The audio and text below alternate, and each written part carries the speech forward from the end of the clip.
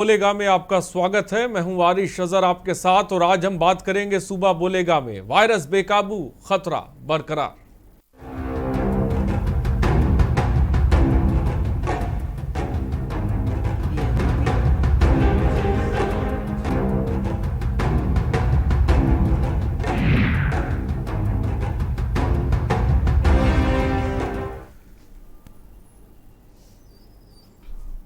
पूरे देश में कोरोना से हाहाकार मचा है। कोरोना के केसों में तेजी से बढ़ोतरी हो रही है। इसके चलते लोगों में दहशत का माहौल है। लोगों की लापरवाही अब जान पर भारी पड़ने लगी है। पूरे देश में केस दिन पर दिन बढ़ते जा रहे हैं। राजधानी दिल्ली में तो नाइट कर्फ्यू तक लागू कर दिया गया है।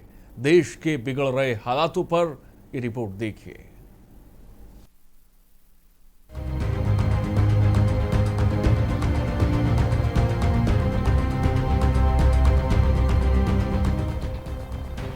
कोरोना के ताजा मामलों पर निगाह डाली जाए तो एक्टिव केसों का आंकड़ा 8 लाख के पार हो सकता है। 90,000 से ज्यादा नए केस सामने आ चुके हैं। देश में कोरोना का बढ़ता ग्राफ डरा रहा है। बीते 24 घंटे में 96,563 नए मरीज मिल चुके हैं। आंकड़ों पर नजर डाली जाए तो देश में अब तक 1.27 करोड़ लोग संक्रमित हैं, जबकि 1.65 लाख ने कोरोना से अपनी जान गंवाई है।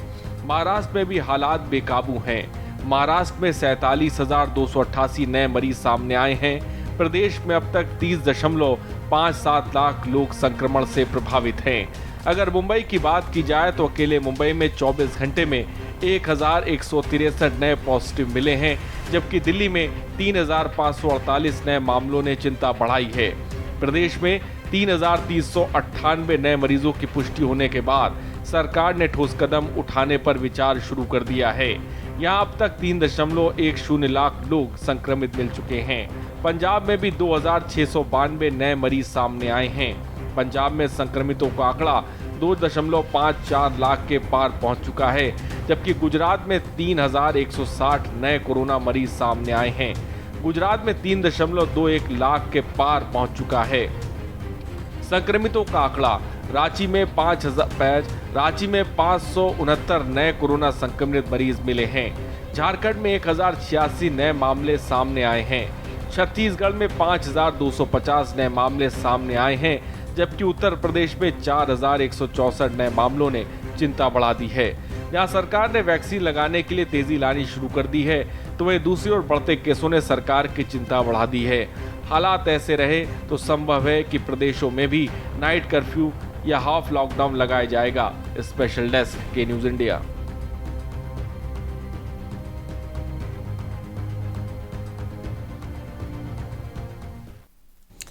तो डरा रहा है देश में कोरोना का बढ़ता ग्राफ। जिस तरह से आंकड़े सामने आ रहे हैं, 8 को पीएम प्रदेशों के मुख्यमंत्रियों से 8 तारीख को बात करेंगे। 8 लाख के पार हो सकता है पॉजिटिव केसों का आंकड़ा। 90,000 से ज़्यादा नए केस सामने आए हैं और 1 लाख से ज़्यादा जिसे कह सकते हैं 24 घंटे में अब मामले भी सामने आ रहे हैं। बीते 24 घंटे में 96,563 नए मरीज मिले हैं। देश में अब तक 1.27 करोड़ लोग संक्रमित हुए हैं। 1.65 लाख ने कोरोना से अपनी जान गंवा दी है, जो अपने आप में बड़ी तादाद है। महाराष्ट्र में सामने आए 47,288 नए मरीज। महाराष्ट्र में अब तक 30.57 लाख लोग प्रभावित हुए हैं। आप सोचिए, इतनी बड़ी तादाद में महाराष्ट्र में संक्रमण से लोग प्रभावित हो रहे हैं। मुंबई में 24 घंटे में 11,163 नए पॉजिटिव मिले हैं। दिल्ली में 3,548 नए मामले ने चिंता जिसे कह सकते हैं बढ़ा दी है। मध्य प्रदेश में 3,398 नए मरीजों की पुष्टि हुई है। मध्य प्रदेश में अब तक 3.10 लाख लोग संक्रमित हुए हैं। पंजाब में भी स्थिति कोई बहुत अच्छी नहीं है।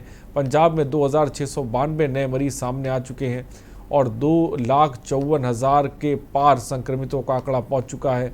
अगर हम गुजरात की तरफ नज़र डालते हैं तो गुजरात में 3,160 नए कोरोना के मरीज मिले हैं। गुजरात में 3.21 लाख के पार जो है संक्रमितों का आंकड़ा पहुंच चुका है। रांची की तरफ हम देखें तो 569 नए कोरोना संक्रमित मरीज मिले हैं और झारखंड में 1,086 नए मामलों ने चिंता की लकीर जिसे कह सकते हैं खींच दी है। छत्तीसगढ़ में 5,250 नए मामले सामने आ गए हैं। वहीं उत्तर प्रदेश में लखनऊ टॉप पर है और उत्तर प्रदेश में 4164 नए मामलों ने चिंता बढ़ा दी है। वैक्सीन के बाद भी लोग संक्रमित हो रहे हैं। इसके पीछे की वजह तलाशने के लिए बड़े बड़े साइंसदान लगे भी हुए हैं। बरेली में भी कोरोना ने पैर पसार लिया है। 5 दिन से लगातार 50 के ऊपर संक्रमित के मामले सामने आए हैं। आज फिर 60 नए कोरोना के मामले सामने आए। तो ये स्थिति हमने पूरे भारत की आपको बताई। मुंबई से लेकर हमने उत्तर प्रदेश तक के तमाम आंकड़े, तमाम जगहों के, तमाम राज्यों के हमने आपके सामने रखे। महाराष्ट्र हो, दिल्ली हो, रांची हो, छत्तीसगढ़ हो, उत्तर प्रदेश, गुजरात, तमाम जगहों पर कोरोना संक्रमण के मामले लगातार बढ़ रहे हैं और ये भी देखने को मिल रहा है कि नए नए स्ट्रेन भी सामने आ रहे हैं। और जैसा कि हमने देखा कि दीगर ममालिक में नए नए स्ट्रेन मिले हैं, अब भारत में भी ये देखने को मिल रहा है कि कोरोना अपना स्वरूप बदल रहा है, क्योंकि वैक्सीन के बाद भी लोग संक्रमित पाए जा रहे हैं। तो आप एक बात समझ जाइए कि सबसे बड़ी वैक्सीन आपके पास जो है वो मास्क है, जिसको आपको लगाना है, वो हाथों को आपको धोना है और सोशल डिस्टेंसिंग बनाए रखना है। ये मौजूदा वैक्सीन से भी बड़ी वैक्सीन है, ये बात आपको अपने जहन में डाल लेनी है। नंबर्स लगातार फ्लैश हो रहे हैं, आप कॉल कर सकते हैं, अपनी बात को रख सकते हैं। आप क्या सोचते हैं इन बढ़ते हुए संक्रमण को लेकर? और हम ये भी देख रहे हैं और लगातार जागरूक भी कर रहे हैं कि आपको लापरवाही नहीं बरतनी चाहिए। जान है तो जहान है, इस बात पे अमल करना चाहिए। 8 अप्रैल को प्रधानमंत्री नरेंद्र मोदी, जिसे कह सकते हैं तमाम राज्यों के मुख्यमंत्रियों से बात करेंगे। मौजूदा वक्त में संक्रमण जिन जिन राज्यों में है उनके मद्देनज़र हो सकता है कोई बड़ा फैसला लिया जा सकता है। कई जगहों पर जिसे कह सकते हैं कि नाइट कर्फ्यू की, नाइट लॉकडाउन की बात भी चल रही है, मिनी लॉकडाउन की बात भी कहीं चल रही है। कुछ राज्यों में लॉकडाउन लग भी चुका है, कुछ राज्यों में सैटरडे संडे का लॉकडाउन लगा है। तो ये स्थिति बनती जा रही है। क्या उत्तर प्रदेश भी लॉकडाउन की तरफ बढ़ रहा है? ये तमाम लोगों के जहनों में इस वक्त एक बहुत बड़ा सवाल है। क्या यूपी में भी लॉकडाउन लग सकता है? फिलहाल इसको लेकर अभी किसी तरह की कोई जानकारी नहीं है, लेकिन संक्रमण के जो मामले लगातार बढ़ रहे हैं वो चिंता की लकीरें खींच रहे हैं। नंबर्स लगातार फ्लैश हो रहे हैं, आप कॉल कर सकते हैं, अपनी बात को रख सकते हैं। देश में कोरोना का ग्राफ लगातार बढ़ा रहा है और दूसरी तरफ वैक्सीनेशन का जो कार्यक्रम है वो बहुत तेज़ी से रफ्तार पकड़ रहा है। कोवैक्सीन और कोविशील्ड वैक्सीन के डोज लोगों को लगातार लगाए जा रहे हैं, लेकिन आप सोचिए कि इस देश की आबादी ही 135 करोड़ है। बड़े पैमाने पर वैक्सीन लगानी पड़ेगी, तब कहीं जाकर हम इतनी बड़ी तादाद में लोगों को वैक्सीन लगा पाएंगे। ये कैसे होगा, ये भी अपने आप में बड़ी चुनौती है। लेकिन इन सब के बीच एक बड़ी खबर, 90,000 से ज़्यादा नए केस सामने आए हैं। कोरोना का ग्राफ लगातार बढ़ा रहा, डर पैदा कर रहा। 8 अप्रैल को प्रधानमंत्री प्रदेशों के मुख्यमंत्रियों के साथ बातचीत करेंगे, बैठक करेंगे और हो सकता है कि इस बैठक के बाद एक नया फैसला, एक बड़ा फैसला लिया जा सकता है। बड़ी खबर इस वक्त आपको बता रहे हैं, क्योंकि कोरोना का जो ग्राफ है वो लगातार बढ़ता जा रहा है और रिकॉर्ड तोड़ जिसे कह सकते हैं कोरोना संक्रमण के मामले सामने आ रहे हैं। अगर एक्टिव केसों का आंकड़ा देखें तो 8 लाख के पार हो सकता है। 90,000 से ज़्यादा नए केस सामने आ चुके हैं और देश में कोरोना के बढ़ता ग्राफ डरा रहा है। बीते 24 घंटे में 96,563 मामले सामने हैं। राजीव हरदोई से इस बीच एक दर्शक है। राजीव, क्या कहना चाहते हैं आप? जी राजीव बोले, आप क्या कहना चाहते हैं? मैं अजय मुखर्जी बोल रहा हूँ। मैंने कहा ये कोरोना के लिए तो सब लोग जागरूक हैं, पर इसको सख्ती से इसका पालन करवाना चाहिए मास्क के लिए। और मेरी राय तो यही है केवल। बहुत बहुत शुक्रिया हमसे जुड़ने के लिए। एक दर्शक हमारे साथ जुड़े हुए थे जिनका कहना था कि सख्ती से मास्क का पालन करवाना चाहिए, क्योंकि जो मौजूदा वक्त में मास्क आपके पास है यही बहुत बड़ी वैक्सीन है। ये आपको मान लेना और ठान लेना है, क्योंकि वैक्सीन लगने के बाद भी कई जगहों से ऐसे मामले सामने आए हैं जिनको संक्रमण हुआ है। तो सोशल डिस्टेंसिंग, अपने हाथों को धोना, अपनी एहतियात बरतना और मास्क लगाना ये बहुत ज़्यादा ज़रूरी है, क्योंकि कोरोना संक्रमण बहुत ज़्यादा तेज़ी से रफ्तार पकड़ रहा है। कोरोना की दूसरी वेव बहुत ज़्यादा ख़तरनाक है। राजधानी लखनऊ की बात करें या और तमाम जगहों की बात करें, हम देख रहे हैं जो आईसीयू बेड्स हैं वो कम पड़ रहे हैं, वो फुल हो चुके हैं। इसकी वजह से मरीज़ों को बहुत ज़्यादा दिक्कत हो रही है। कई कदम उठाने की इस वक्त ज़रूरत महसूस की जा रही है। इन सब के बीच नंबर्स लगातार फ्लैश हो रहे हैं, आप कॉल कर सकते हैं, अपनी बात को रख सकते हैं। कुछ गेस्ट भी हमारे साथ जुड़ेंगे, उनसे हम इस टॉपिक पर, इस मुद्दे पर सुबह बोले कार्यक्रम में हम चर्चा भी करेंगे। लेकिन हम चाहते हैं कि आप भी हमारे साथ जुड़िए इस कार्यक्रम में, अपनी बात को रखिए। इन बढ़ते आंकड़ों को लेकर आप क्या सोचते हैं, आप क्या सोचते हैं किस तरह के कदम उठाने की ज़रूरत है, तो वो भी हमारे साथ आप साझा कर सकते हैं। Doctor Rajiv Kakkar chest specialist है, इस वक्त हमारे साथ जुड़ गए हैं। सर बहुत बहुत स्वागत है। सबसे पहले तो आपका, बढ़ते मामले जिसे कह सकते हैं, ये बढ़ता ग्राफ डरा रहा है, 1 लाख के ऊपर जिसे कह सकते हैं सर देश में संक्रमण के मामले आ रहे हैं, और हमने तो अब जिसे कह सकते हैं कि अमेरिका और ब्राज़ील को भी पीछे छोड़ दिया है। मौजूदा स्थिति को लेकर आप किस तरह से देखते हैं और किस तरह के कदम उठाने की ज़रूरत महसूस की जा रही है? बिल्कुल ठीक है। आजकल नंबर ऑफ़ केसेस काफ़ी तेज़ी से बढ़ रहे हैं। इस समय जो वायरस इन्फेक्ट कर रहा है उसकी इन्फेक्टिविटी पिछली बार से कुछ ज़रूरत से ज़्यादा है। लोग एक बार में अगर एक आदमी से 15 लोग इन्फेक्ट हो रहे थे तो इस समय उसकी संख्या दुगनी और तिगनी हो रही है, ऐसा प्रतीत होता है। कोई इसके पर्टिकुलर डाटा हमारे पास तो नहीं है, लेकिन जितने नंबर ऑफ़ केसेस पिछले कुछ दिनों में आ रहे हैं वो ये शो करते हैं कि लोग, 2 कारण हैं। पहला कारण कि लोग बाग बहुत ज़्यादा रिलैक्स हो गए हैं, बहुत ज़्यादा इसके लिए उतने संवेदनशील नहीं हैं जितना कि पहले थे। पहले कुछ लोग डरे हुए थे, अब शायद वो डर उनके हाथ से निकल गया है। उनको ऐसा लगता है कि इसके विषय में ज़्यादा सजग होने की ज़रूरत नहीं है। जैसे अभी के एक दर्शक ने कहा कि हम लोग को बहुत सख्ती चाहिए। सख्ती कहाँ से होनी चाहिए? सख्ती गवर्नमेंट की तरफ से होनी चाहिए कि स्वयं अपनी तरफ से सख्ती की ज़रूरत है? इस समय मास्क लगाना है। जहाँ तक वैक्सीन की बात है, वैक्सीन अवेलेबल है, लेकिन अभी कितने % पॉपुलेशन को वैक्सीन लगी है? गवर्नमेंट बहुत ज़्यादा एक्टिव है, बहुत तेज़ी से वैक्सीनेशन हो रहा है, लेकिन जो पॉपुलेशन इंडिया की है, वैक्सीनेशन होने में टाइम लगता है। केवल 1 डोज लगने के बाद में हमारा रेजिस्टेंस, जो इम्यूनिटी डेवलप होती है, वो बिल्कुल नहीं होती है। इतनी नहीं होती है कि हमारी प्रतिरोधक क्षमता इतनी हो कि हम इन्फेक्शन से बच पाएँ। दूसरा इंजेक्शन लगेगा, उसके 15 से 20 दिन के बाद में एंटीबॉडीज़ डेवलप होती हैं। उसके बावजूद भी हमें वो सारे मानकों का ध्यान रखना है जो कि इनके लिए गाइडलाइन है गवर्नमेंट की। सोशल डिस्टेंसिंग, प्रॉपर मास्क लगाना, भीड़ वाली जगह पे नहीं जाना। क्या हम लोग को इसके लिए तैयार है कि फिर से एक कंप्लीट लॉकडाउन के ऊपर चले जाएं? ये चीज़ सरकार पे नहीं डिपेंड करती, ये हमारे अपने ऊपर डिपेंड करती है कि हम वो स्थिति ना आने दें कि हम लोग कंप्लीट लॉकडाउन में जा पाएँ। इसलिए हमारे ख्याल से आपको जो अभी करना है बिल्कुल उसी तरह करना है जैसे अब से 1 साल पहले हम लोगों ने करा था। थोड़े से सजग हो जाएं, सोशल डिस्टेंसिंग रखें, मास्क पहने, वैक्सीन मैक्सिमम लोगों को जिनको लगाई जाए वो परहेज ना करें, चॉइस ना करें कि हमें कौन सी वैक्सीन लगाना है, उसके कोई साइड इफ़ेक्ट हैं। अभी तक कोई साइड इफ़ेक्ट्स नहीं वैक्सीन के हैं। तो जो हमारे पास हथियार है, जो हमारे पास चीज़ अवेलेबल है, उसका हम लोगों को सुचारू रूप से प्रयोग करना चाहिए। डॉक्टर साहब, बहुत से ऐसे लोग कह रहे हैं कि भाई वैक्सीन के डोज लेने के बाद भी हमने लखनऊ और तमाम जगहों पर ऐसे मामले देखे कि उनको भी कोरोना संक्रमण हुआ, उन्होंने वैक्सीन के दोनों डोज लगा रखे थे। आखिर ये क्यों हो रहा है? देखिए, कोई भी इन्फेक्शन होता है उसमें 2 चीज़ें काउंट करती हैं। इन्फेक्शन की इंटेंसिटी कितनी है, कितने ड्यूरेशन तक हम लोग को एक्सपोजर हुआ, और बॉडी में प्रतिरोधक क्षमता कितनी है। चाहे वो प्रतिरोधक क्षमता आपकी स्वयं की हो, जिसे इम्यूनिटी कहते हैं, या वैक्सीन के द्वारा लगाई हुई हो। अगर हम ज़रूरत ज़्यादा एक्सपोज हो रहे हैं, हमारी सपोज करिए एक नंबर बता रहे हैं, प्रतिरोधक क्षमता 100 है और हमें 400 या 500 का एक्सपोजर हो रहा है, तो हमारा बैलेंस तो बिगड़ गया।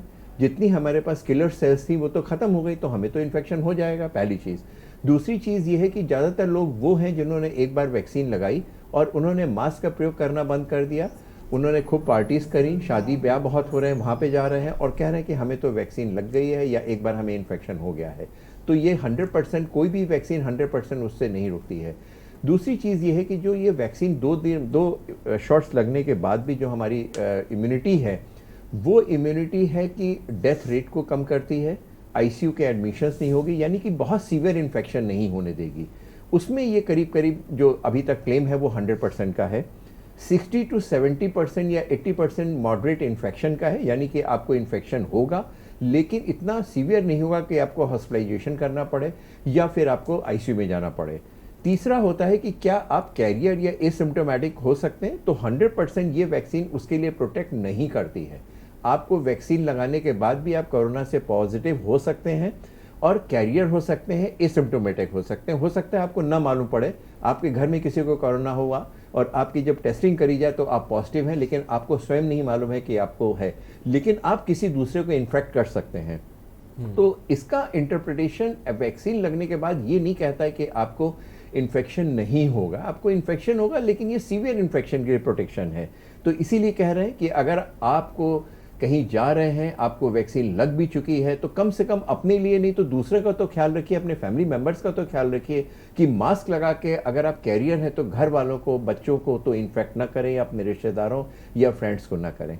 तो इसलिए वैक्सीन के बाद में जो बहुत ज़्यादा सोशल मीडिया में आ रहा है, लोग एक दूसरे कह रहे हैं वैक्सीन लगने से कोई फ़ायदा नहीं है, ये वैक्सीन ठीक नहीं है, इससे हमें इन्फेक्शन हो गया है, इस वैक्सीन के बाद में हम लोग पॉजिटिव क्या आ रहे हैं। तो केवल एक इंटरप्रिटेशन, इसको समझने का ढंग है कि वैक्सीन से हमें फ़ायदा क्या है। फ़ायदा हमसे 100% है, ये हमारी मृत्यु दर को कम करता है, हमें लाइफ थ्रेटनिंग इन्फेक्शन से बचाता है। तो बड़ी बात डॉक्टर साहब ने कही। चंद्र प्रकाश इस बीच एक दर्शक कुरुक्षेत्र से हमारे साथ है। चंद्र प्रकाश, क्या कहना चाहते हैं आप? खान भाई नमस्ते जी नमस्कार, बोलिए। मैं ये कहना चाहता हूँ कि मैं एक सीनियर सिटीजन हूँ और मैंने कोविशील्ड जो वैक्सीन है वो लगवाई। 15 दिन हो गए, भगवान की कृपा है, सब कुछ ठीक चल रहा है, डरने की जरूरत नहीं है। आम नागरिक डर रहा है, मैं 60 साल का हूँ, मैं नहीं घबराया। तो आप भी जो है हिम्मत रखिए। अगर माइदा वेज हल्का सा जुकाम भी होता है, बुखार भी होता है, तो घर में तुलसी का पत्ता है, अदरक है, लौंग है और मोटी इलायची है, इन चारों को पानी में डाल के अच्छी तरह से उबालिए और उसको ठंडा करके पीजिए। जैसा है ना, कोई डरने की जरूरत ही नहीं है। और ये जो सबसे बड़ी जो ये बढ़ोतरी हो रही है सर, ये हम लोगों की खुद की बेवकूफी के कारण हो रहा है। क्योंकि हम लोग ये सोच रहे हैं कि सरकार बैठी अपने आप इंजेक्शन लगवाएगी, ऐसा नहीं है। सरकार अपना दायित्व का निर्वहन कर रही है, मगर जो दायित्व हमें सौंपा गया है सरकार द्वारा, उसकी भी तो अनुपालना होनी चाहिए। मास्क हम क्यों नहीं लगा रहे? हम समझते हैं भाई हम बादशाह हो रहे। मैं देख रहा हूँ अरविंद केजरीवाल हो चाहे उसका डिप्टी सीएम हो, ब्याह शादियों में जा रहा है और कोई मुंह के ऊपर मास्क नहीं है। जब नेता हमारे सर खान साहब, जब देश के नेता इस तरह से व्यवहार करेंगे तो हम पब्लिक क्या करेगी? तो मेरा एक साथी था इशफाक अली, वो कहा करता कि तुलसी भरोसे राम के, निर्भय होकर सो, होनी तो होकर रहे, अनहोनी ना होए। तो लोगों को तो ये गलतफहमी हो रही है कि भगवान के भरोसे चलो और सब कुछ ठीक हो जाएगा, मगर परमात्मा भी कहता है, भगवान श्री कृष्ण भी कहते हैं कि आप प्रयास कीजिए, उसके बाद फल देना मेरा काम है। Thank you. ठीक है चंद्र प्रकाश जी, बहुत बहुत शुक्रिया हमसे जुड़ने के लिए, अपनी बात को रखने के लिए। सतपाल झांसी से इस बीच एक दर्शक है। सतपाल, आप क्या कहना चाहेंगे? मैं ये कहना चाहता हूँ कि मुख्यमंत्री जी की नई गाइडलाइन का मैं स्वागत करता हूँ, उनका धन्यवाद करता हूँ कि उन्होंने कहा कि 5 आदमी से ज्यादा प्रचार कार्य में नहीं जाए और 100 आदमी से ज्यादा किसी समारोह में न हो, मास्क लगाए। अगर इस प्रकार के गाइडलाइन जो है सारे मुख्यमंत्री करते हैं तो उनका भी स्वागत है और उस प्रकार जो है कोरोना के केसों को हम जो है दूर कर सकते हैं, उन्हें हरा सकते हैं। ठीक है सतपाल जी, बहुत बहुत शुक्रिया हमसे जुड़ने के लिए, अपनी बात को रखने के लिए। नंबर्स लगातार फ्लैश हो रहे हैं। डॉक्टर राजीव कक्कड़ जी भी हमारे साथ हैं। अगर आप किसी तरह का कोई सवाल पूछना चाहते हैं तो आप डॉक्टर साहब से पूछ सकते हैं। वैक्सीन को लेकर अगर आप कोई भ्रम की स्थिति में हैं या कोई जानकारी चाहते हैं तो डॉक्टर साहब इस वक्त हमारे साथ हैं, आप कोई भी सवाल उनसे इस वक्त पूछ सकते हैं। लेकिन सर मेरा सवाल इस बीच ये भी है कि जिस तरह से हम संक्रमण के मामले तो लगातार बढ़ ही रहे हैं, वैक्सीन के बारे में आपने साफ तौर पे बताया 2 डोज लगते हैं, क्या किसी तरह की कोई इस दौरान एहतियात बरतने की भी ज़रूरत होती है? हाँ बिल्कुल, एहतियात बरतने की ज़रूरत होती है। अगर हम वैक्सीन लगाने जा रहे हैं तो हमें ये समझना चाहिए हम क्या करने जा रहे हैं। एक वैक्सीन लगाने के बाद में हम अपने इम्यून सिस्टम, जो प्रतिरोधक क्षमता का यंत्र है, उसको एक्टिवेट कर रहे हैं, बॉडी में एंटीबॉडीज़ बना रहे हैं। लेकिन इसका ये मतलब नहीं कि वैक्सीन लगाने के बाद में हमें उतनी ही एंटीबॉडीज़ बनेगी जितनी हमें किसी और की बन रही है। तो अपनी प्रतिरोधक क्षमता को अब दुगना या तिगना करने के लिए ज़रूरी है कि हमें अपने आप के ऊपर संयम रखना है। अल्कोहल, स्मोक या उन सभी चीज़ों का प्रयोग वैक्सीन से पहले और वैक्सीन के बाद भी काफ़ी समय तक नहीं करना है, जिससे कि हमारी बॉडी में इम्यूनिटी, जो किलर सेल्स हैं, वो पर्याप्त मात्रा में बने, जिससे कि हमें इन्फेक्शन ना हो। अगर आप वैक्सीन लगा रहे हैं, रात को आप 2 या 3 घंटे या 4 घंटे सो रहे हैं, टीवी देख रहे हैं, अल्कोहल का सेवन कर रहे हैं, स्मोकिंग अच्छे से कर रहे हैं, पोल्यूशन पे आप अपने आप को एक्सपोज कर रहे हैं, शादी ब्याह में जा रहे हैं, मास्क का उपयोग नहीं कर रहे हैं, तो ये मान के चलिए वो वैक्सीन आपके लिए बेकार है। वैक्सीन आपको प्रतिरोधक क्षमता देती है, लेकिन कितनी देती है ये आपके स्वयं के ऊपर डिपेंड करता है, आपकी इम्यूनिटी पे डिपेंड करता है। आपको कोई ऐसी बीमारी है जिसमें इम्यून सिस्टम आपका ठीक नहीं है, तो आपको विशेष तौर पर ये समझना है कि वैक्सीन लगाने से पहले 2 या 3 दिन पहले अपने आप को तैयार करना है, अच्छी सी नींद लेनी है, अपने आप को वो उन सभी चीज़ों का प्रयोग ना करना है जो आपके हेल्थ के लिए हानिकारक, और उसके काफ़ी समय तक इस बात का प्रयोग करना है कि आपकी एंटीबॉडीज़, अगर वो 15 दिन बाद कह रहे हैं कि वैक्सीन की सेकेंड डोज के 15 दिन बाद आपकी एंटीबॉडीज़ पूरी तरह से बनती है, यानी कि 15 दिन आपको तो गवर्नमेंट कह रही है, जो साइंटिस्ट हैं वो कह रहे हैं कि इस समय तक अपने आप को प्रिपेयर करना है कि आपकी एंटीबॉडीज़ मैक्सिमम बने। तो इसलिए आपको स्वयं इस चीज़ को लिए देखना है। उसके लिए गवर्नमेंट की कोई गाइडलाइन नहीं आएगी कि आप क्या खाएं क्या नहीं खाएं, किस तरह से रहें। ये तो आपको स्वयं देखना है कि आपको किस तरह से वैक्सीन लगने से पहले और वैक्सीन के बाद में भी आपको किस तरह का बर्ताव करना है। डॉक्टर साहब, 1 लाख से ज़्यादा मामलों का आना, अमेरिका को दूसरे नंबर पे कर देना, हम किस स्थिति की तरफ बढ़ रहे हैं? क्योंकि हम देखते हैं कि हमारे देश में स्वास्थ्य सेवाएं किस तरह की हैं, ये खबरें हम लगातार दिखाते हैं, लेकिन मौजूदा वक्त में जिस तरह से आंकड़े सामने आ रहे हैं निकल कर, ये कितनी ख़तरनाक स्थिति है। और उससे बड़ी बात ये कि हम जिस तरह से लोगों को देख रहे हैं कि लोग लापरवाह बने हुए हैं, उनको डर ही नहीं है। बिल्कुल सही है। इस बार जैसा कि पहले हम लोगों ने देखा था कि इस बार गवर्नमेंट एडमिनिस्ट्रेशन बहुत ही सजग है। जो जिस तरह से उसने इतने कम समय में इतना अच्छा इंफ्रास्ट्रक्चर डेवलप करा है, जिस तरह से कम समय में अमेरिका और यूरोप भी उतना अच्छे से नहीं प्रिपेयर हो पाए, उस तरह से हमारे हेल्थ स्ट्रक्चर उन्होंने डेवलप करा है। एडमिनिस्ट्रेशन ने जिस तरह से प्लान करके इतने अच्छे समय पर वैक्सीन का एक दिया है, जो कि और कंट्रीज़ में भी हमारी और लोगों से बात हो रही, वहाँ पे उतनी वैक्सीन की अवेलेबिलिटी नहीं है जितनी कि इंडिया में है। कितने कम समय में हमारे साइंटिस्ट ने जो वैक्सीन को बना करके दिया है, और एक नहीं कई तरह की वैक्सीन आपके पास अवेलेबल है और आगे आने समय पे भी आ रही हैं, वो एक बहुत ही रिमार्केबल चीज़ है गवर्नमेंट के लिए भी और एडमिनिस्ट्रेशन के लिए भी और उन साइंटिस्ट के लिए भी। लोग कहते हैं, और मैक्सिमम 80% जो वैक्सीन के जो कोविड के केसेस हैं वो जो मैनेज करे हैं वो गवर्नमेंट हॉस्पिटल्स में मैनेज करे गए हैं, प्राइवेट हॉस्पिटल में भी मैनेज हुए हैं। लेकिन गवर्नमेंट डॉक्टर्स ने जिस तरह से काम करा है, वहाँ के पैरामेडिकल स्टाफ ने करा है, सिस्टर्स ने करा है, ये एक बहुत ही अच्छी चीज़ है। लेकिन सारी रिस्पॉन्सिबिलिटी होते हुए भी, सारी चीज़ें होते हुए भी जिस तरह से केसेस डेवलप हो रहे हैं, ये आम जनता की गलती है। वो ध्यान नहीं दे रहे हैं, वो इसके ऊपर उतना सजग नहीं है। जो गाइडलाइन दी गई है उसको उपयोग कर रहे हैं। वैक्सीन है, सारे प्रिवेंशन मालूम है, आपके पास सारी सुविधाएं मौजूद हैं, उसके बावजूद केसेस बढ़ना, ये हमारी स्वयं की गलती है। ठीक है जैनेश, इस बीच एक दर्शक है। जैनेश, आप क्या कहना चाहेंगे? फिलहाल जैनेश, बहुत बहुत शुक्रिया हमसे जुड़ने के लिए, और नंबर्स लगातार फ्लैश हो रहे हैं, आप कॉल कर सकते हैं, अपनी बात को रख सकते हैं। लेकिन डॉक्टर साहब, तमाम दर्शक ये भी सवाल पूछते हैं कि जब सरकार खुद ही गाइडलाइन नहीं मानती तो हम क्यों गाइडलाइन मानेंगे? तमाम जगहों पर चुनाव भी हो रहे हैं, बिहार चुनाव भी देखा, पश्चिम बंगाल चुनाव भी देखा, जहाँ पर किसी तरह की गाइडलाइन सभाओं में और इन तमाम चीज़ों में फॉलो नहीं होती। मैं मानता हूँ कि ये अलग अलग सवाल है, लेकिन मैं इस पर भी आपकी प्रतिक्रिया चाहूँगा। तो इसी तरह लोग ये भी सवाल पूछ रहे हैं कि जब ये गवर्नमेंट खुद ही नई चीज़ों को फॉलो करें तो हम क्यों करें? नहीं, ये तो नहीं कोई कहेगा, कोई अगर कहेगा कि हम सुसाइड करना चाहते हैं, बगल वाले ने करा तो हम भी करेंगे, ये कोई बात नहीं होती। गवर्नमेंट अपने अलग कारण हो सकते हैं, उसके विषय में तो हम कोई कमेंट नहीं करेंगे। हाँ, वो गलत है, वो नॉर्म्स पब्लिक भी है। जो आपके जो रैली में आ रहे हैं, तो गवर्नमेंट ने अगर वो कर रही है तो पब्लिक तो खुद आ रही है ना। क्या वो मास्क लगा के नहीं आ सकती है? क्या वो घर में बैठ करके टीवी में वो प्रोग्राम्स नहीं देख सकती? जब आप IPL या क्रिकेट मैच घर में देख रहे हैं, तो क्या आप रैली को भी घर में देख सकते हैं? उनसे आप देख सकते हैं, उनकी आपकी व्यूज सुन सकते हैं, क्योंकि जो टीवी में कवरेज होता है वो रैली में उतना अच्छा नहीं दिखाई पड़ता है। तो गलती केवल गवर्नमेंट की या अपोजिशन पार्टी या पॉलिटिकल पार्टीज की नहीं है। जो पब्लिक है वो तो पब्लिक आ रही है, तो पब्लिक की भी उतनी ही भागीदारी है जितनी कि गवर्नमेंट की है। ये बात है कि गलत है कि उस पीरियड में आ गया है, कोरोना आ गया है और उनको ये चीज़ नॉर्म्स देखने चाहिए थी। कुछ गलतियां होती हैं लेकिन हम उसको स्वयं भी सुधार सकते हैं। आपकी बात सही है, लेकिन आगे भी इनको देखना पड़ेगा पब्लिक को कि हमें अगर कोई रैली हो रही है तो हमें जाना है कि नहीं जाना है, हमें वहीं पे जाकर के सुनना है कि हमें टीवी में घर में बैठ के सुनना है। ये आपके स्वयं अपने हाथ में है। बड़ी बात डॉक्टर साहब ने साफ तौर पे कही, और जान है तो जहान है, वो इस बात का भी ख्याल रखना चाहिए। कौन क्या कर रहा है इसको छोड़ के हमें सबसे पहले अपने आप को सुधारने की ज़रूरत है। फिलहाल रुकते हैं छोटे से ब्रेक के लिए, हम जल्द हाजिर होंगे।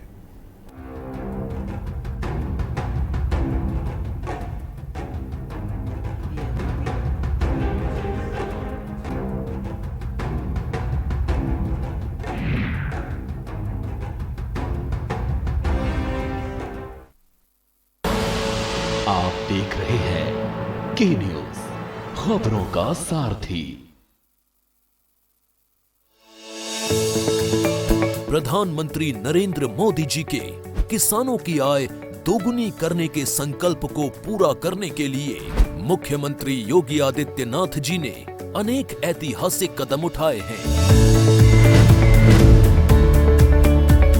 जहां एक ओर किसानों से किए वादे पूरे किए, वहीं दूसरी ओर किसानों को उपज का सही मूल्य सीधे उनके बैंक खातों में जा रहा है।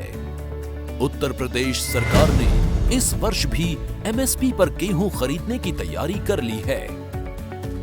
गेहूं की बिक्री के लिए किसान भाई खाद्य एवं रसद विभाग के पोर्टल पर पंजीकरण करवाएं। किसानों की सुविधा के लिए टोकन की व्यवस्था की गई है। गेहूं की खरीद भारत सरकार द्वारा तय मानकों पर की जाएगी। सभी किसान भाइयों के लिए विशेष निर्देश है कि वे अपने गेहूं को अच्छी तरह से साफ करके लाएं। गेहूं की अच्छे से मड़ाई व उसाई कराएं। वह किसान पंखे से धूल मिट्टी को दूर करें। छलने की मदद से कंकड़ पत्थर अलग करके गेहूं बिक्री के लिए क्रय केंद्र पर लाएं। किसानों की खुशहाली के लिए उत्तर प्रदेश सरकार सदैव प्रयासरत है। किसानों के साथ योगी सरकार। खुदी को आजमाया है तो ये अंदाज आया है। खुदी को आजमाया है तो ये अंदाज आया है। तुम में भी मैं हूं, शुद्ध प्लस पान मसाला। आप देख रहे हैं के न्यूज, खबरों का सारथी।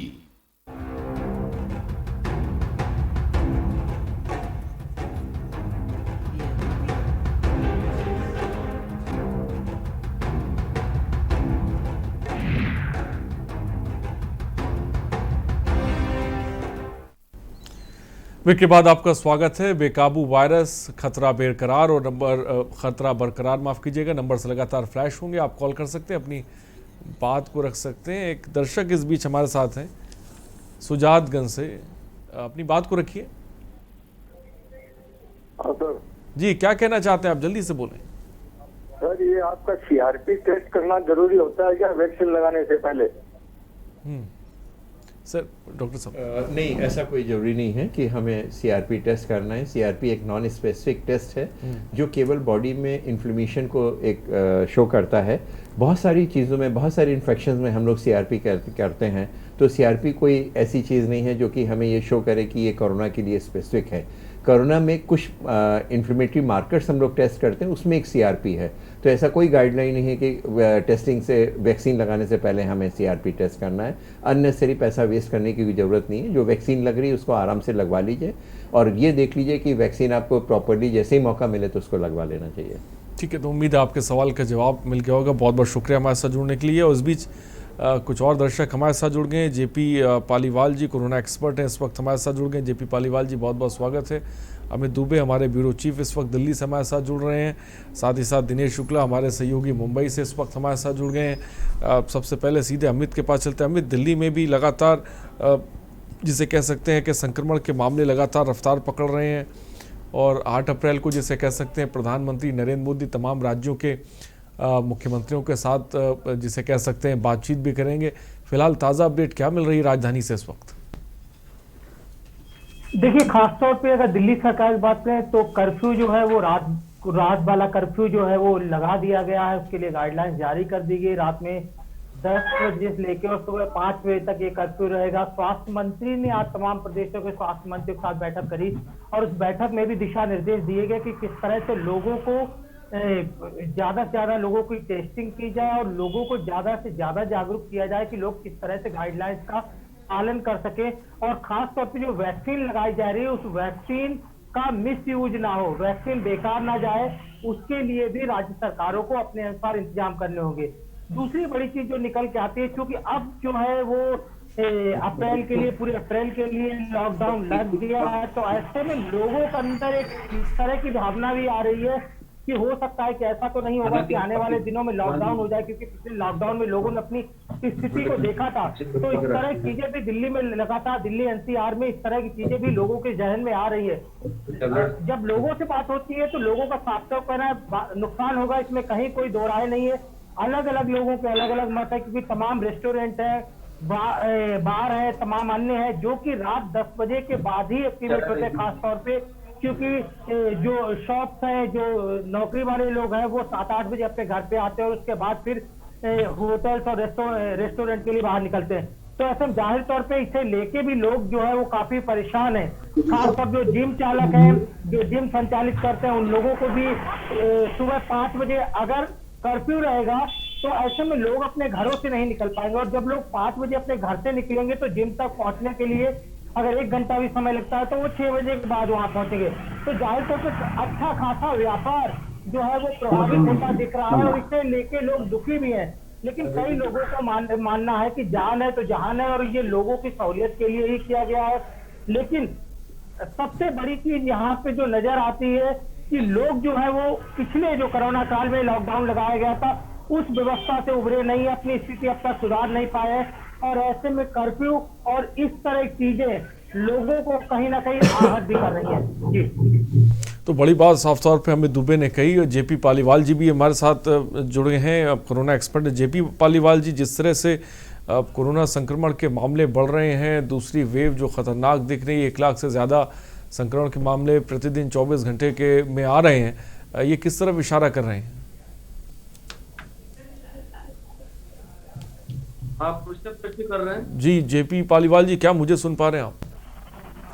देखिए, कोरोना को लेकर जिस तरह के हालात निर्मित हुए हैं, निश्चित तौर पर एक भयावह हालात है। और मैं समझता हूँ कि आने वाले कल में अगले जो 15 से लेकर 1 महीने के अंदर हमें उम्मीद है, हम ऐसा अनुमान लगाते हैं कि ये जो संख्या इस वक्त कोविड की है रोगियों की, ये लगभग 1.5 गुना कम से कम और बढ़ेगी। तो आज जो हालात है आने वाले कल में उससे ज्यादा कठिन हालात होगी और निश्चित तौर पर इससे शरीर, परिवार, व्यापार सभी कुछ प्रभावित होगा। तो कहीं न कहीं लोग मन से भी टूटे, धन से भी टूटे, तन से भी टूटे। लेकिन यदि आप आगे सावधानी नहीं रखेंगे तो ये और होती जाएगी, तो परिस्थितियां और होती जाएगी। जेपी पालीवाल जी, बढ़े हुए ग्राफ के पीछे आप बड़ी वजह क्या आपको नजर आती है और क्या लगता है आपको, किस तरह के कदम अब राज्य सरकारों को उठाने की जरूरत है? मैं आप प्रश्न को ठीक से समझ नहीं पाया। जी जेपी पालीवाल जी, बढ़े हुए ग्राफ के पीछे बड़ी वजह आपको क्या नजर आती है और किस तरह के कदम राज्य सरकारों को उठाने की जरूरत है? ये बढ़े हुए ग्राफ के लिए कहीं न कहीं यदि हम देखें तो कोरोना का जो ग्राफ बढ़ा है उसमें मैं समझता हूँ कि जाहिल और मूर्ख लोगों का बहुत बड़ा योगदान रहा है। और किसी हद तक शासकीय स्तर पर या राजनीतिक स्तर पर जो कार्यक्रम होने लगे हैं, राजनीतिक कार्यक्रम हो रहे हैं, मतलब ये आक्षेप नहीं है, मेरी चिंता है, ये मेरा विचार है, ये मैं किसी प्रकार की उंगली या आरोप नहीं लगा रहा हूँ। लेकिन कहीं न कहीं राजनेताओं के राजनीतिक कार्यक्रमों का स्वरूप भी बहुत बड़ा होने लगा है और उसमें निश्चित तौर पर यदि वहां हम देखें तो कोरोना के बारे में न तो चिंता व्यक्त की जाती है, न सावधानी रखी जाती है, न किसी प्रकार का कोई प्रिकॉशन रखी जाती है। तो मैं समझता हूँ कि कहीं कहीं राजनेताओं की बड़ी जो मीटिंग है वो जाहिल और गंवार लोगों की बेफिक्री है। मैं समझता हूँ कि उनका जाहिल हमारे देश की दुर्गति के 2 बड़े कारण मानता हूँ, छोटे छोटे कारण तो बहुत सारे होंगे। और इस वक्त हमारे साथ आरती लाल चंदानी जी, पूर्व IMA अध्यक्ष हैं, वो भी इस वक्त हमारे साथ जुड़ेंगे। आरती लाल चंदानी जी, क्या मेरी आवाज आप तक पहुंच रही है? हाँ बिल्कुल। जी आरती जी, क्या मुझे सुन पा रही हैं आप?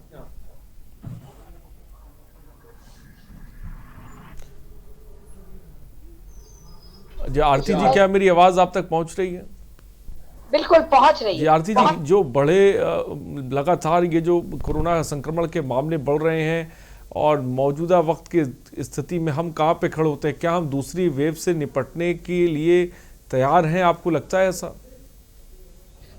देखिए, सरकार अपनी तरफ से पूरा कुछ कर रही है और इतना तक कि वैक्सीनेशन का रेट अनबिलीवेबल, मतलब 50 लाख पहुंच रही है, जिससे कि अगर वैक्सीनेशन तो एकदम श्योर तरीका है कोरोना को बढ़ने से रोकने का, इससे अच्छा कोई तरीका नहीं है वैक्सीनेशन। लेकिन हम लोगों को एक बार जो गवर्नमेंट ने सख्ती करके लॉकडाउन, मास्क पहनाना, सोशल डिस्टेंसिंग, सारे पब्लिक प्लेसेस बंद कर देना, सिनेमा हॉल है, मंदिर तक बंद हुए और जगह जगह मतलब एक्सट्रीम लॉकडाउन, दुकानें, हर चीज बंद कर दी गई, सारे स्कूल, कॉलेज, सब कुछ। तो अब गवर्नमेंट की एक्सपेक्टेशन है कि एक बार उन्होंने सख्ती करके, और हम लोगों ने देख लिया कितने घरों में अपना कोई करीबी को खोया इस दौरान, और इतने से कम से कम ये सबक सीखनी चाहिए, अपनी जिम्मेदारी खुद समझे और हमें ये नहीं डिपेंड करना चाहिए सरकार फिर सख्ती करे, क्योंकि सोचती है कि अब इनको पता है कि कितना सीरियस कॉन्सिक्वेंसेस है और ये लोग खुद समझ गए, कुछ समझदार है लोग, इतना तो अपनी जान के लिए कर सकते हैं कि खुद मास्क पहने और एक अपने सेल्फ डाउन, तभी ये कंट्रोल होगा। और नहीं तो इतनी भयावह स्थिति हो जाएगी कि कोई इमेजिन नहीं कर पाएगा, हर घर में मौतें होंगी।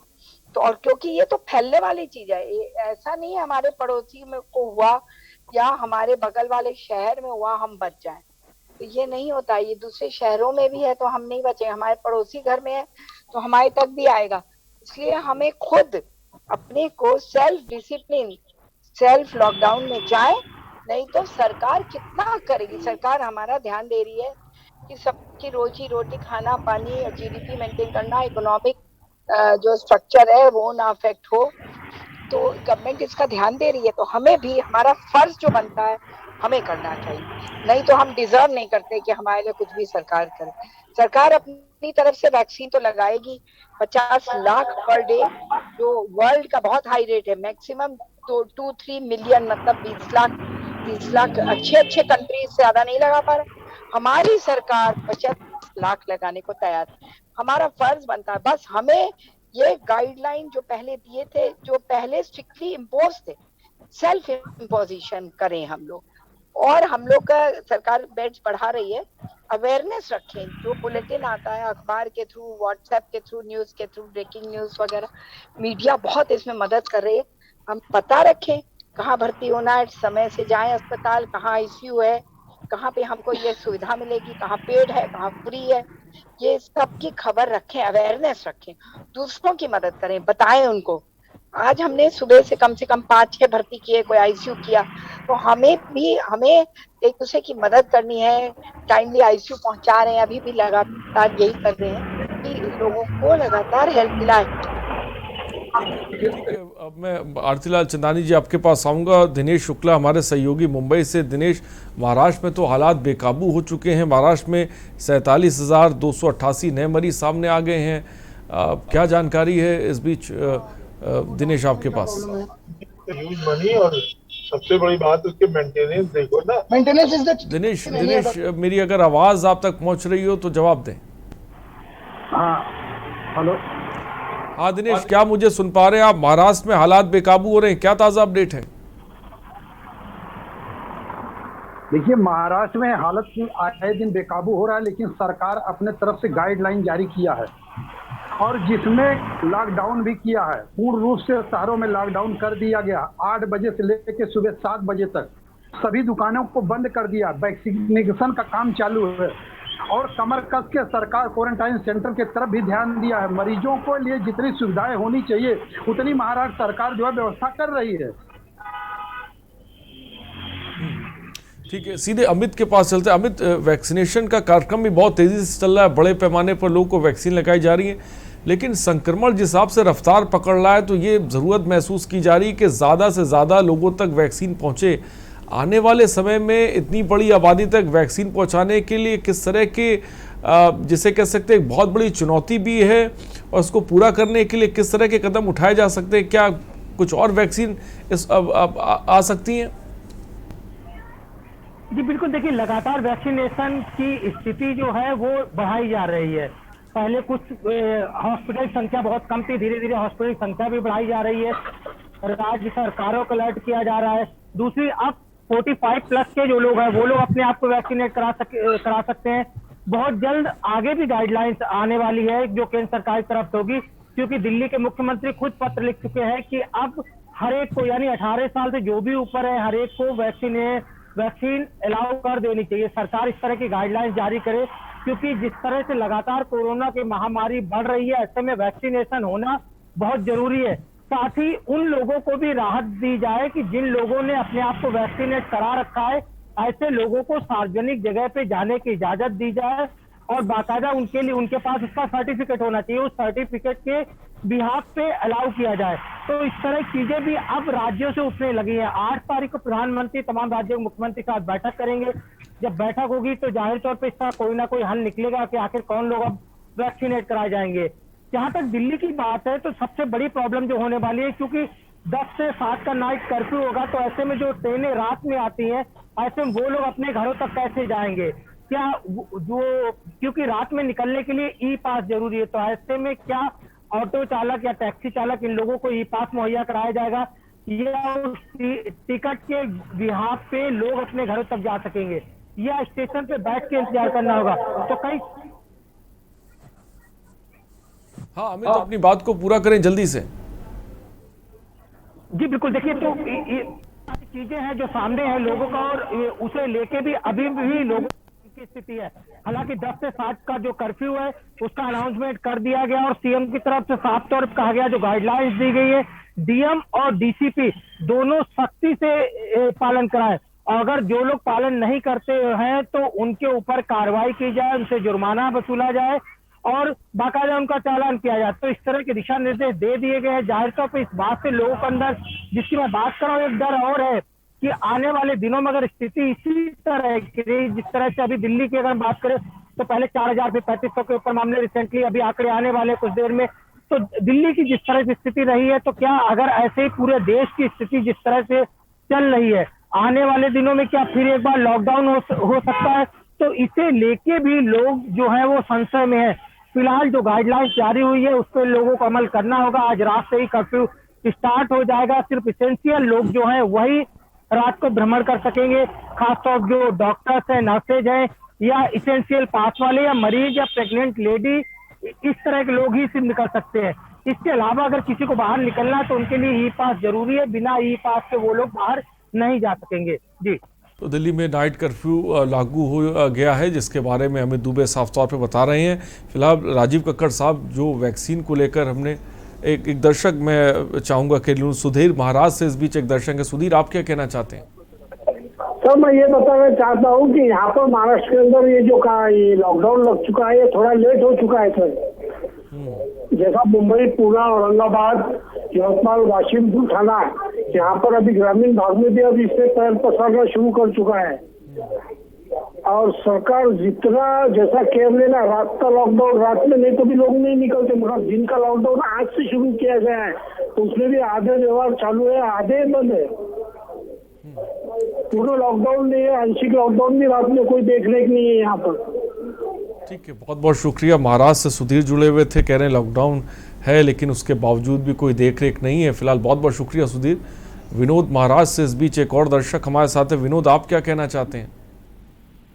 सर, अभी जिस तरीके से कोरोना का देखा जा रहा है, कोविड-19 का जो न्यूज पे आ रही है, हर एक तरह से प्रभावित पॉजिटिव केसेस आ रही है सर।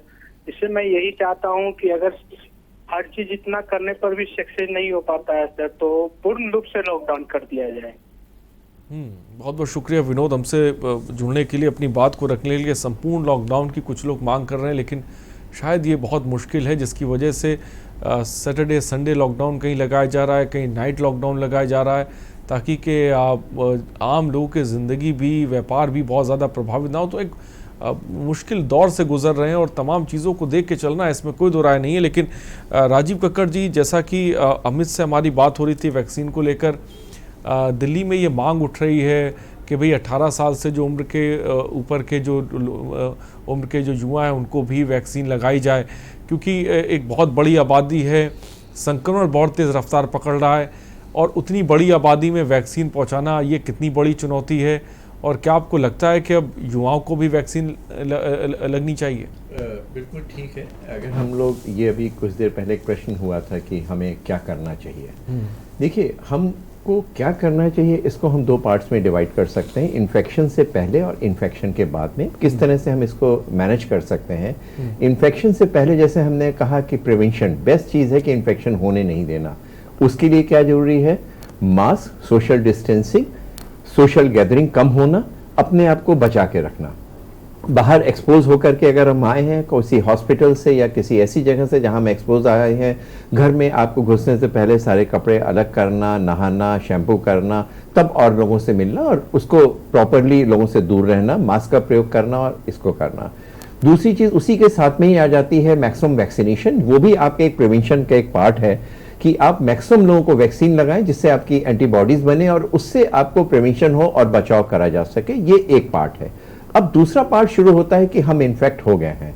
इसके लिए एक आदमी जो इन्फेक्ट होता है वो कितने लोगों को इन्फेक्ट होता है और दूसरा आदमी कितने ज़्यादा लोगों को इन्फेक्ट करता है, इस साइकिल को ब्रेक कर दें तो नंबर ऑफ केसेस हम घटा सकते हैं।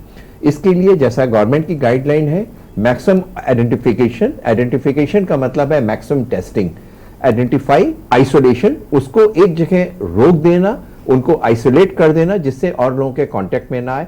थर्ड पर चीज आती है ट्रीटमेंट। ये एक लास्ट पार्ट है जिसके लिए हम लोग बात करते हैं हॉस्पिटलाइजेशन, मेडिकल, ये सारी चीजें।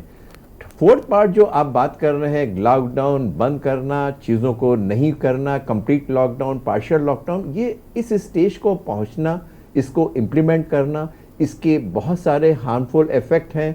हम लोगों की अर्निंग है, हम लोगों को मरना उसी तरह से जो गरीब आदमी है वो वैसे भी मर रहा है, वो वैसे भी मरना है। उस स्टेज तक नहीं पहुंचना चाहिए। इससे पहले भी हम लोग अगर ये सारी प्रिकॉशन आज भी कर लेंगे तो आने वाले समय पे जो नंबर, जो पीक्स दिख रही हैं, उसको हम लोग 50% से कम कर सकते हैं। बड़ी बात राजीव। रामदेव कानपुर से इस बीच हमारे साथ जुड़ गए। रामदेव जी, क्या कहना चाहेंगे आप? मैं ये कहना चाहता हूँ कि लॉकडाउन लगाना ही इसका कोई लास्ट वो नहीं है, क्योंकि सोशल डिस्टेंस और मास्क का प्रयोग बहुत कम लोग कर रहे हैं। चुनाव की रैलियों में देखिए, जिला न्यायालय में देखिए, छोटे छोटे मार्केट में देखिए, कोई शक्ति नहीं है, कुछ नहीं है, सब लोग ऐसे घूम रहे हैं। और जबकि बहुत बड़ा इम्पोर्टेंट है मास्क लगाना, सोशल डिस्टेंस करना। ये दो वैक्सीन उतना इम्पोर्टेंट तो है, उसके साथ अगर हम इसको नहीं मेंटेन करेंगे तब तक हम कोरोना को रोक नहीं पाएंगे। और ये बार बार कहना कि लॉकडाउन लगा दो, लॉकडाउन कोई विश्व स्वास्थ्य संगठन की गाइडलाइन में नहीं है लॉकडाउन लगाना। लॉकडाउन लगा करके देश की आर्थिक स्थिति खराब हो जाती है। हमारे मजदूर, हमारे कर्मचारी, व्यापारी, छोटे छोटे कुंचे वाले सब परेशान हो जाते हैं। तो प्रशासन को सख्ती करनी चाहिए, प्रशासन को पेनाल्टी लगानी चाहिए। ऐसा उपाय कर दे तो जाकर के कुछ लोग थमेगा और सोशल डिस्टेंस रखेंगे, मास्क का पालन करेंगे। ठीक है, रामदेव जी ने बहुत अच्छी बात कही, बहुत बहुत शुक्रिया हमसे जुड़ने के लिए। सख्ती बरतने की ज़रूरत है, लॉकडाउन कोई हल नहीं है, इसके बारे में रामदेव जी ने बताया। डॉक्टर आरतीलाल चंदानी जी, मौजूदा वक्त में जो वैक्सीनें लग रही हैं, कोवैक्सीन और कोविशील्ड, आपको लगता है आने वाले समय में कुछ और वैक्सीनें हैं जो आ सकती हैं लोगों के लिए? हाँ बिल्कुल, ऐसे वैक्सीन डेवलप हो सकते हैं जो कि एक सिंगल इंजेक्शन से अच्छी इम्यूनिटी देगा, एंटीबॉडीज बन जाएंगी और जो पैसिव इम्यूनिटी होती है वो हो जाएगी। और इसके अलावा वो 100 उसकी एफिकेसी भी ज्यादा होगी, जल्दी अप्रोचिंग 100% एफिकेसी होगी। हो सकता है वैक्सीन की डिलीवरी भी कोई स्प्रे, नेजल, ओरल स्प्रे वगैरह से या ओरल ड्रॉप से हो सकेगा और उसकी एफिकेसी के लॉन्ग टर्म होगा। सिंगल डोज भी और लॉन्ग टर्म एफिकेसी होगी। जैसे बूस्टर डोज साल भर से पहले ना लगाना पड़े, ये भी हो सकता है। तो ये सब डेवलपमेंट होने हैं जरूर होंगे। और जो बहुत वो पॉलीवेलेंट होगा, बहुत स्ट्रेन्स को, मल्टीपल स्ट्रेन्स और म्यूटेंट्स को कवर करेगा। बिल्कुल ऐसे डेवलपमेंट हमारे कंट्री में ही ये सब रिसर्च हो रहे हैं, बाहर तो हो रहे हैं, तो अपने देश में हो रहे हैं बहुत ये सब रिसर्च इसके ऊपर। राजीव कक्कड़ जी क्या कहेंगे? डेवलपमेंट की बात डॉक्टर आलतीलाल चंदानी जी कह रही हैं कि वैक्सीन तो हमारे पास है, क्या और भी डेवलपमेंट में काम चल रहा है? किस तरह की चीज़ों पे काम चल रहा है जिसके बारे में हम शायद नहीं जानते हैं? आप बताएं। बिल्कुल सही है डॉक्टर साहब ने जैसा कहा, डॉक्टर लाल चंदानी ने, ये बहुत पिछले 1 साल से हमने जहाँ तक इनको देखा है बहुत ज़्यादा वर्क कर रही हैं as a principal Kanpur medical college में, और अभी भी बहुत ज़्यादा इन्होंने 24-20 घंटे ये काम करा है इन्होंने, तो इनकी बात बिल्कुल सही है। और ये बात सही है कि इस समय विश्व में जितना काम इस वैक्सीन के ऊपर हो रहा है शायद इससे पहले कभी नहीं हुआ। इतने कम समय में जो वैक्सीन तैयार हुई है, डिफरेंट टाइप ऑफ वैक्सीन तैयार हो रही है। जो हमारे पास है वो एक स्पाइक प्रोटीन के लिए उसमें डेवलप करा है, जो कि हम लोगों की कोविशील्ड है। उसके अलावा पूरे वायरस से बनाई हुई है, जो वायरस को डिटेक्ट करके बनाई जाती है। नेज़ल वैक्सीन आ रही है जो local immunity as well as जो आपकी सेलुलर इम्यूनिटी है, जो आपकी प्रतिरोधक क्षमता है, उनको बचाने के लिए होती है। सिंगल शॉट वैक्सीन आ रही हैं, डिफरेंट नॉर्म्स हैं, आरएनए वैक्सीन है, कंप्लीट वैक्सीन है, डिफरेंट टाइप की वैक्सीन्स आ रही है और उसके ऊपर, उसके साइड इफ़ेक्ट्स के ऊपर, उसके ऊपर पूरी रिसर्च हो रही है। तो number of vaccines and type of vaccines जो भी आ रही हैं वो बहुत ज़्यादा हैं। केवल इंडिया में ही 5 या 6 तरीके के डिफरेंट टाइप ऑफ वैक्सीन्स आ रही हैं। और जैसा डॉक्टर साहब ने कहा है, ये बिल्कुल सही कहा है कि मैक्सिमम लोगों को 18 साल के ऊपर लोगों को हम लोगों को वैक्सीनेट करने की बात करनी चाहिए। इंडिया में वैक्सीन की नहीं कोई कमी है, नहीं यहाँ इंफ्रास्ट्रक्चर की कोई कमी है, नहीं यहाँ पे डॉक्टर्स या पैरामेडिकल स्टाफ की कमी है। जो चीज़ आराम से हो सकती है, और हम लोगों ने एक रिकॉर्ड बना लिया है, जितने नंबर ऑफ कम समय में जितने नंबर ऑफ केसेस इन्होंने वैक्सीनेट करे हैं पर्सनस को, वो एक माने रखता है। गवर्नमेंट हॉस्पिटल्स में जितना अच्छा काम हुआ है, मेडिकल कॉलेजेस में जितना अच्छा काम हुआ है, वो शायद इतना पहले कभी देखने को नहीं मिला है। ठीक है, इस बीच हमारे साथ रंजीत पटना से जुड़ गए। रंजीत, आप क्या कहना चाहेंगे? जी, क्या कहना चाहेंगे रंजीत? बोलिए जल्दी से। जी, कोरोना के बारे में। हाँ जी, इसका असर है कि मतलब जैसा समय के अनुकूल अगर पेशेंट मिल रहे हैं उनके अनुकूल, तो अगर सोचा जाए जिस तरह से महामारी फैल रही है, तो अगर बंद हो तो बेहतर, ज्यादा अच्छा होगा भविष्य के लिए।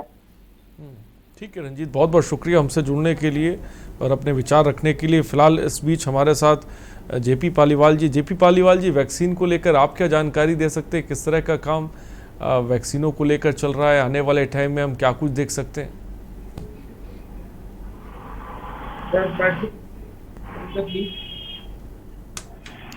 जी जेपी पालीवाल जी, वैक्सीन को लेकर किस तरह की जानकारी आप दे सकते हैं? किस तरह का काम और तमाम वैक्सीनों पे चल रहा है जो आने वाले समय में हम देख सकते हैं? क्योंकि पूरी दुनिया भी ये तमाम चीज़ों पे काम कर रही है, भारत भी काम कर रहा है। शायद हम बहुत सी चीज़ों के बारे में नहीं जानते, लेकिन मैं चाहूँगा कि आप वो जानकारी साझा करें।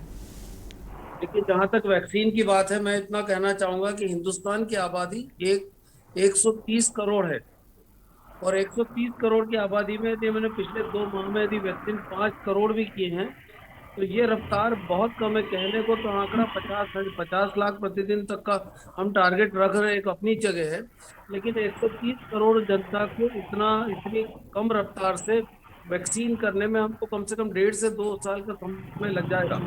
सरकार को 18 वर्ष से नहीं, 130 करोड़ नहीं, 130 करोड़ नहीं करना होगा, क्योंकि ये 18 साल के नीचे हम लोग नहीं लगाएंगे अभी। 18 साल से ऊपर के लोगों को, सबको सरकार को छूट देना चाहिए वैक्सीन लगाने की, पर्याप्त व्यवस्था करना चाहिए।